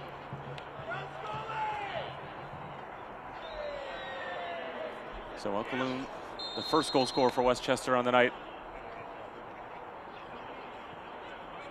Beg your pardon, is going to stay onto the field.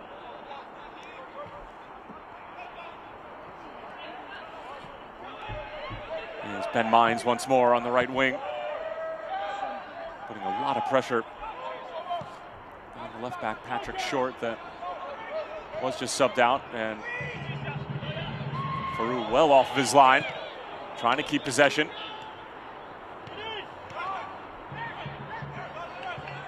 Aaron Hurd striding forward, avoiding the first challenge.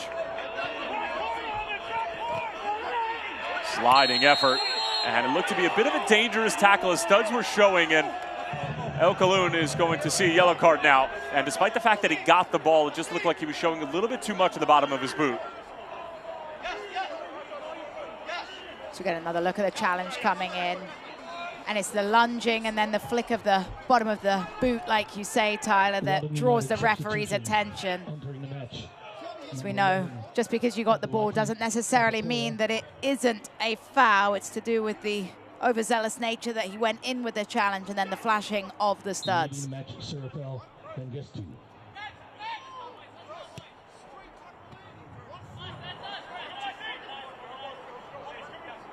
Westchester sub entering the match in the 73rd minute. Bobby Hickerson. Leaving the match, number 11, Ayub Mohu. Also entering for Westchester, number 8, Tomas. Here's Abukora trying to split 3 different Westchester defenders. Actually cleared away.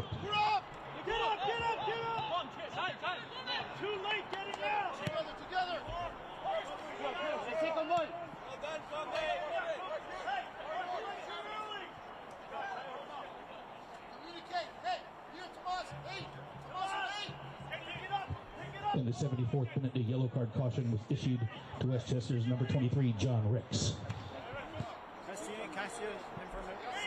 Wild clearance from John Ricks wearing number 23. He actually forewent a marathon that he was going to run with his wife in order to play in what he believes might be his last chance at the U.S. Open Cup.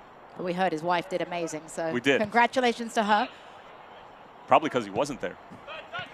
He would have slowed her down, right?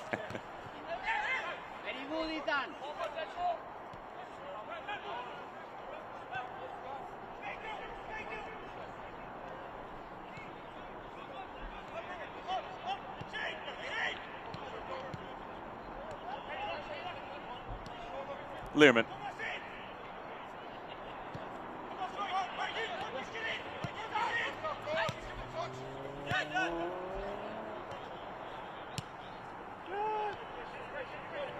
Patient here from Loudon. And they are very much in the driver's seat with about 15 minutes remaining. And at some point, you're going to figure that Westchester is going to have to come out of their shell a little bit, as that was intended for Christian Sordo and gobbled up by Andrew Cook. It's going to be interesting to see when they decide to come out of that shell, because obviously when you push forward, when you take more risks, it is going to allow more space. So it's a risk-reward system where you want to go, you need to go, but you also don't want to sacrifice the 1-goal deficit for 2 by taking the gamble a little too early.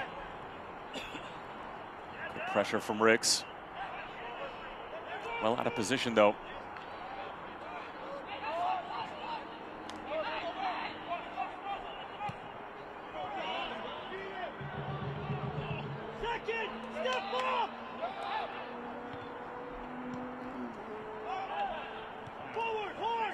Here's Loudoun.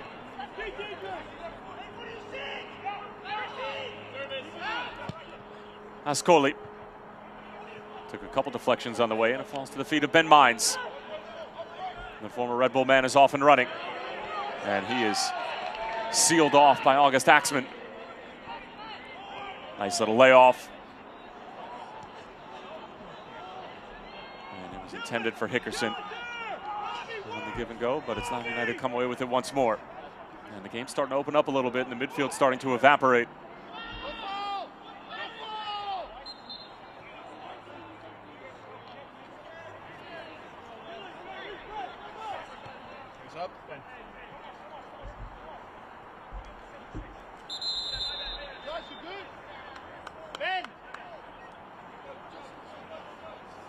Looks like a substitution for Ryan Martin as Ben Mines is being summoned over to midfield.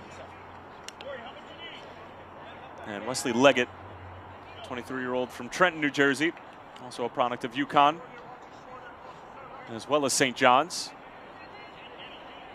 A lot of people probably have going very deep in their brackets for March Madness, coming onto the scene.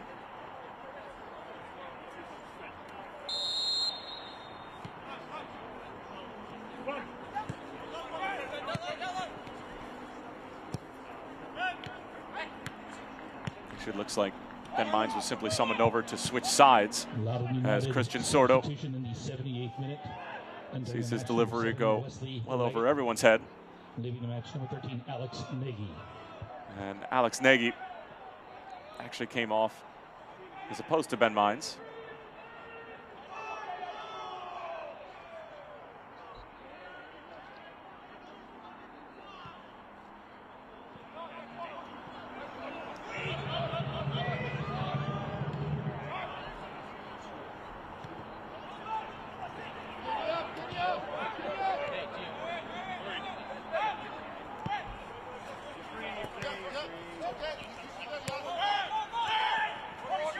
Nyman, Sorto,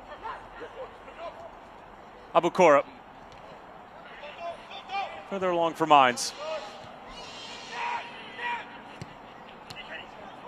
Given away by Abukora, and Ricks was able to draw the foul.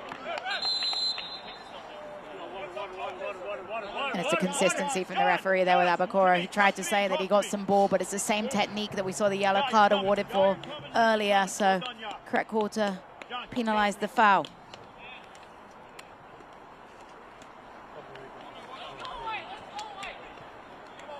And it looks like it's going to be Ori Arzi who's coming on for Blaise Santangelo.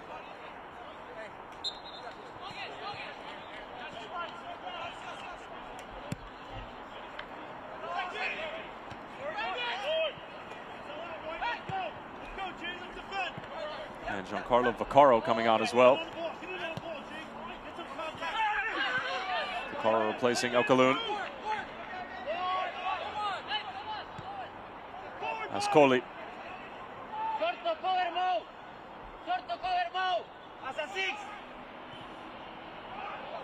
Thinked over the top. Here come Westchester looking for the equalizer.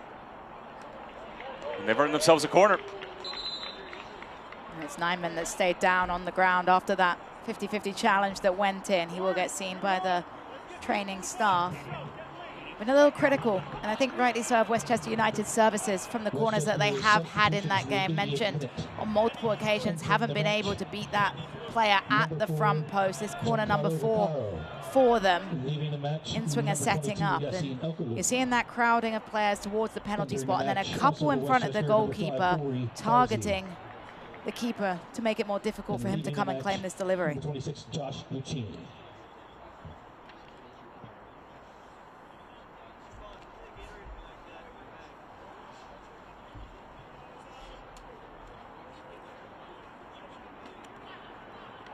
And it's still Moses Nyman who's being tended to. That's his teammate up to believe. Abukora coming on to just check on his teammate and potentially have a chat with the coaching staff. Here's the challenge as his feet just got tangled up with John Ricks. Actually looked like his plant foot maybe rolled underneath him as he went into challenge. They are trying to flex out the ankle of Nyman up to his feet a little gingerly.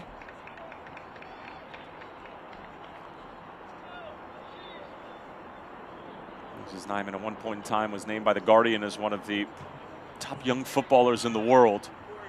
Came up through the DC United Academy, actually started to make his professional debut with Loudoun United when they were still a part of the DC United structure and pyramid. Eventually moved on to Europe and didn't work out as he or a lot of people thought it would. Made his way back to Major League Soccer. Spent a little bit of time with Minnesota United and Eric Ramsey before eventually being dismissed, and now back with Loudoun United again. So this is Cole towards the back stick. Not a bad ball. Sent back across the middle. And Ascoli will try to keep it in the neighborhood. I think with Nyman, it's easy to forget he's still just 21 years old because, as you mentioned, how young he got started. still is Loudoun United's youngest ever goal scorer in history. And it can be frustrating when you have those moments of going abroad, thinking you're going to make it. You're talked up early on, but I think what's important is he's back at it, working hard, getting touches on the ball, and looking for an opportunity to continue to show what he can do at this level and beyond.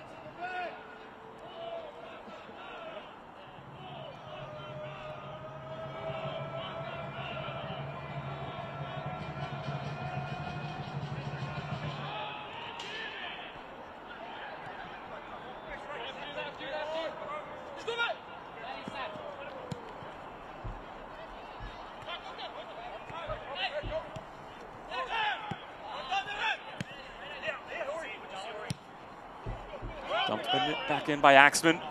Rick's trying to bring it down. He's playing in a much more advanced position than what we saw throughout the course of the evening when he was starting the game at right back. And Awuwa will go all the way back for Ugo Faru. I think what they're looking with, Rick, is just that big body positioning, being able to offer something a little different as a target forward attacking area. Given away by Loudon. Back heel into space. Long range effort. Sent halfway back to Leesburg.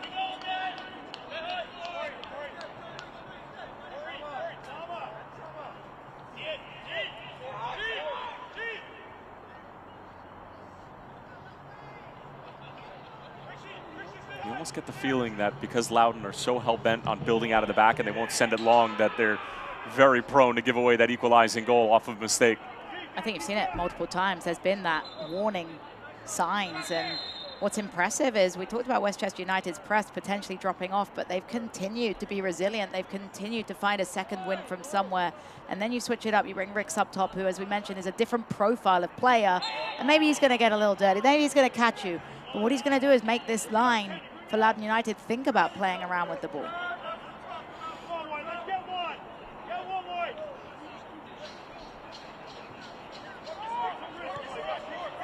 Decent crowd has formed here in Wayne, Pennsylvania for what a lot of people pegged as one of the premier matchups of this first round of the Lamar Hunt US Open Cup. And it's 110th edition.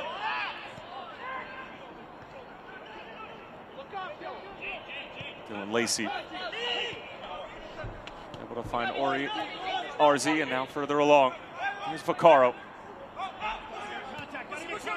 Abukora. Firm challenge by Ascoli. The far side of Loudoun United's attack is barking for the ball because of how much space was opening up on the right wing, and now here they can play. Decent delivery, and Abukora was waiting for it. Sorto lining it up. Already with a goal tonight. Hooking it in, but a hopeful ball. And Learman able to clean it up.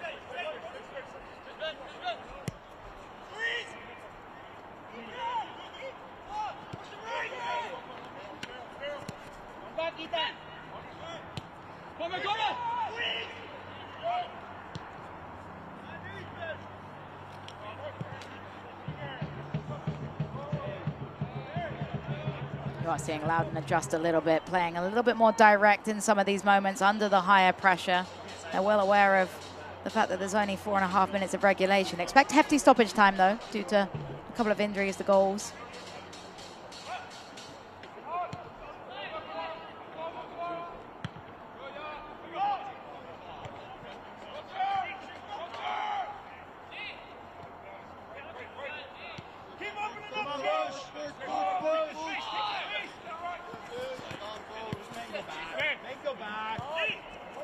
Good, Sorto.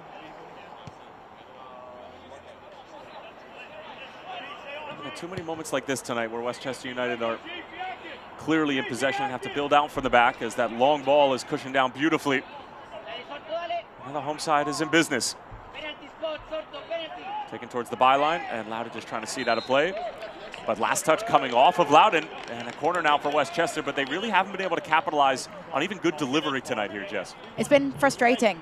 We keep talking about it, but the set-piece delivery just hasn't been good enough. Yes, credit to Loudoun United, who have defended their 18 and more particularly their 6-yard box very well, but the service just hasn't been placed well enough. Another disappointing one. Well, it might be the game plan of Blaise Santangelo to have it at the near post, as this is a long-range effort that did not take a deflection. but they are stacking 2 or 3 players at the near post, which makes you think, Jess, that they are trying to get it there and potentially flick something along, but after the 5th or 6th time. You've got to adjust. Yeah. And I think that's the part. You can have tactics and 100% understand the mentality of putting it into that near post and hoping to get some sort of connection, some sort of flick and create chaos at that front post area. But you've seen Loudoun United adjust as well. They're going man-to-man at that front post area, which means it is very crowded, but you're not putting enough power on that service to create the chaos. It's very easy to clear away because if you're going to play that way, you've got to drill it in and hope for any sort of deflection. So it's Luka Mellor and Samatima who are the substitutions for Loudoun United.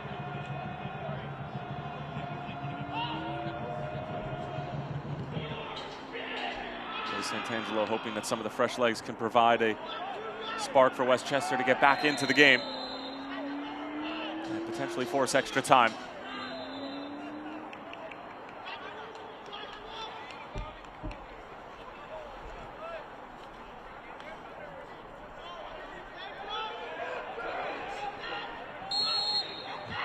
Westchester substitutions in the 88th minute. Entering the match, number 15, Luka Mellor. Leaving the match, number 28. Luka Mellor, a product of Villanova University. Entering the match, number 16, Samatima. Leaving the match, number 2, Marcus Drenis. Samatima attended LaSalle. Was an explorer in Philadelphia.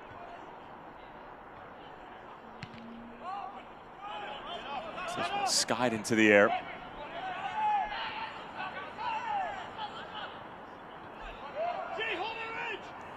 Lacey, it's a great delivery in, and it's met by a brave header from Kwame Aua, and he is not happy with his midfield.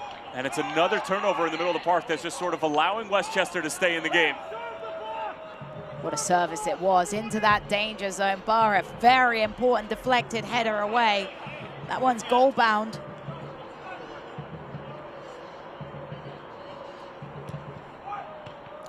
Flicked along, and it was John Ricks who got a head to it. At least that time, Westchester were the first to get to the ball. There was that different determination in that moment from Ricks, but because he is a taller guy, had to stoop down to try and get any sort of deflection. Got underneath it, sent it over the post, but you're right, there was a different sense of urgency in that corner. I think a lot of that came from Dylan Lacey sprinting over to take the corner to signify, hey, we've got to go here.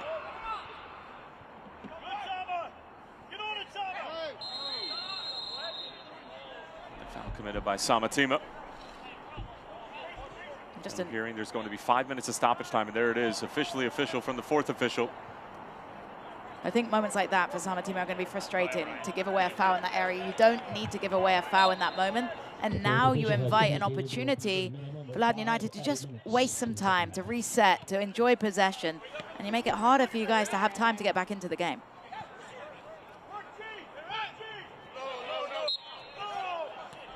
Nabokora wisely putting himself in between the ball and the man.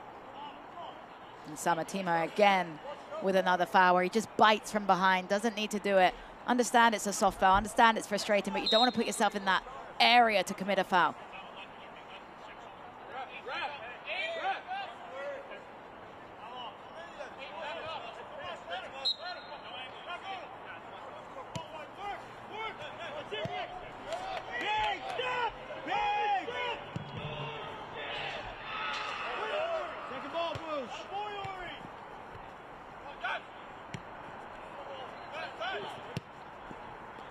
Third away by Ben Mines.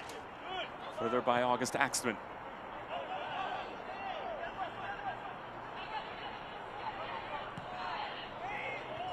Winner of this game is going to get the winner of Texoma FC and Foro FC.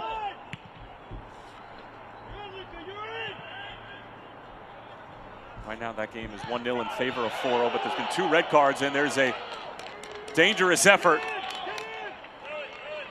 It's parried away, and it is going to be a corner for Westchester. Or excuse me, it's going to be a throw. It just came on the left side of the corner flag. Lacey, uncharacteristic first touch. What a save that was by Hugo Faru, and to be able to parry it out at that angle to prevent conceding a corner. Really good goalkeeping, sharp in that moment, huge save down at the near post.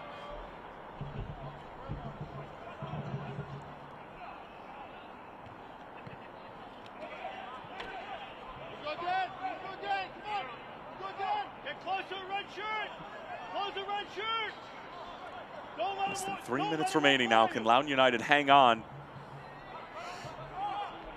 and advance into the second round?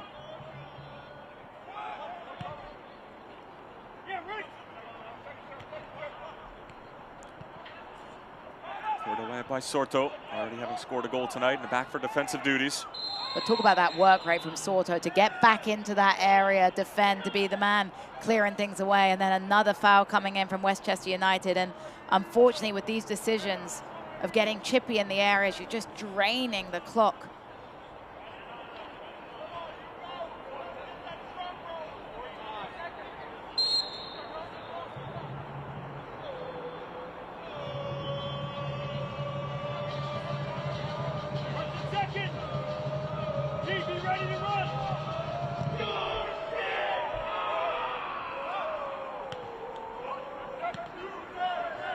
Half-hearted clearance.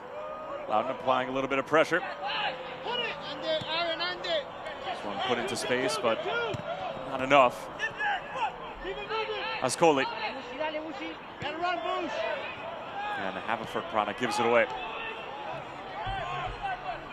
About 90 seconds remaining now.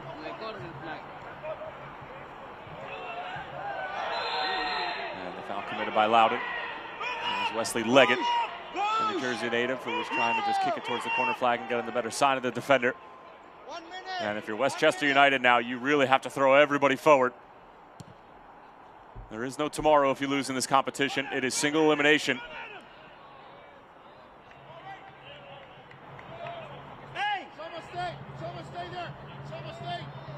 And while there might be moral victories for a club like Westchester, who has won in the first round before, they will be disappointed with the fact that they perhaps didn't take better opportunity of some chances early on in the game. I think I remember us talking about the momentum and needing to capitalize when they had momentum. Cynical foul. And that's Ben Mines not only fouling him, but Vaccaro then going after Mines and being kept away. And now Ugo Faru going after Vaccaro, and there's a little bit to unfold here. And the long and short of it is, of course, Ben Mines is going to commit that foul and stop the counterattack. Did he need to rip him down? No. But if you're Giancarlo Vaccaro, you just sort of have to understand that that's part of the game, and the last thing that you need is to potentially get sent off and really kill any chance of your team finding the equalizer in the final 30 seconds of play. You nailed it. It's a cynical foul by Ben Mines, but any player in his situation is going to commit that foul. It was silly in the nature that he did it. Just pull his shirt, stop his momentum. You don't need to pull it off of his back, as we saw, and spin him around and keep him flying. But the reaction, the hot-headedness of Giancarlo Vaccaro just is unnecessary. And now the referee's going to pull them both over, and we'll see how he handles this moment. Unfortunately for Vaccaro, he didn't go or lead with his hands or potentially touch Ben Mines in a spot where you typically can get sent off with an automatic red card. And it's a yellow card for both Mines and Vaccaro, which at the end of the day is probably the right decision from the referee. Yeah, I think he's handled that really well. It's easy in those moments to see the hot-headedness of Vaccaro, but I think that showed soccer IQ from the referee and understanding of the game. And I think we see it as broadcasters a lot when referees maybe that haven't played or don't understand it, coming quick with the emotions, and they don't understand the feel of the game. It felt like the referee read that play really well just to handle it in the most acceptable way possible for both sides.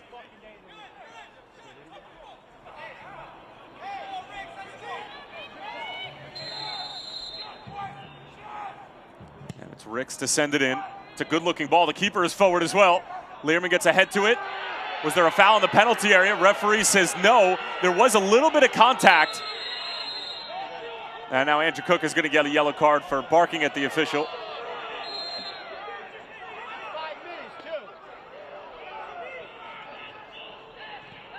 Helped along, fortuitous bounce. Westchester might be able to conjure up a chance here. Almost skipped all the way through, shouts for a handball, cleared away, and that's going to do it. Loudoun United, by the skin of their teeth, hang on and will advance into the second round. They trailed early on by a score of 1-0. They took a 3-1 lead. Westchester clawed one back through Kenny Roby, but at the end of the day, Loudoun United and their USL Championship level experience reigned supreme in Wayne, Pennsylvania, and Ryan Martin's group survives and advances into the second round. A hectic first round of the Lamar Hunt US Open Cup. Credit to Westchester United, who put on quite the performance, but Loudoun United advancing. Jess Jarman, what do we make of it all? Wow. I mean, right to the final whistle. Westchester United had opportunities, and as you mentioned, I think it was a battle of experience and composure in the big moments. At the end of the day, Loudoun United able to capitalize when they did have the momentum, but they hang on for dear life at the end. Westchester United, it's going to hurt. Your season in terms of your Open Cup is over, but as you mentioned, in terms of moral victories, just impressed with the way that they battled to the final whistle. Well, a heavily rotated Loudoun United side gets it done. Just 3 players remain in that starting 11 that we saw over the weekend into this fixture, and we'll take a look at how it all went down. And in the opening 5 minutes, it was Westchester United applying pressure. They just missed a 1v1 opportunity a few moments before this, where Muhu is able to draw the penalty. Muhu does exactly what he needs to in that moment, and then Loudon with the composure in front of goal from the penalty spot to give them the lead. And then Loudoun United, late into the first half, would finally start to string together some quality that we were expecting to see. This is a really clean build-up as Christian Sordo getting involved, and then it would just be a really unselfish play at the back post from Ben Mines, Jess. I love this delivery, the way it's hung up. Mines has a lot of time as it's served to him, picks his head up, and then an easy tap in the end for Benoit to add another goal to his season tally. So that would do it for the first half. We would head into the second half, and immediately Loudoun United coming out of the dressing room, and whatever Ryan Martin said clearly worked, because here's Christian Sordo clipping it in, and Riley Bidouin and company were just putting pressure on, and then it was Loudon who ends up committing the foul. And this is an interesting one with the advantage here, Jess, but Sordo steps up and buries the penalty. It's a stutter step penalty. Goalkeepers hate it, but Sordo able to capitalize and got enough power in the end to rocket it to the opposite side once Cook commits. And then here's Surafel turning the corner, disguising a pass for Riley Bidouin, and then he does the rest. A really positive touch into first base. I just love this goal from Bidouin, able to have the composure in front of goal in the end, settles his breathing, just slots it home. However, Westchester United would get back into it, Jess. They absolutely would, and it's a great run on frame and an even better finish coming out of Ken Roby. And he worked hard all game long, deserved that moment to celebrate. But that would do it for the scoring. No shortage of it in Wayne, Pennsylvania. 5 goals for all you goal-hungry maniacs. And at the end of the day, Westchester United will bow out in the first round, as we have seen before from this group, but a really valiant effort. And they certainly belonged on this pitch with the second division side, Loudoun United. But the group wearing red, providing to be a little bit more devilish than their opposition on the evening. And it was a fantastic night of football, as it always is, whenever you're covering the Lamar Hunt US Open Cup. For our entire crew here at US Soccer, as well as Jess Jarman, I'm Tyler Terran saying so long for now. The final score from Wayne, Pennsylvania, Loudoun United 3, Westchester 2, and it'll be Loudon moving on into the second round. Have a great night, everyone.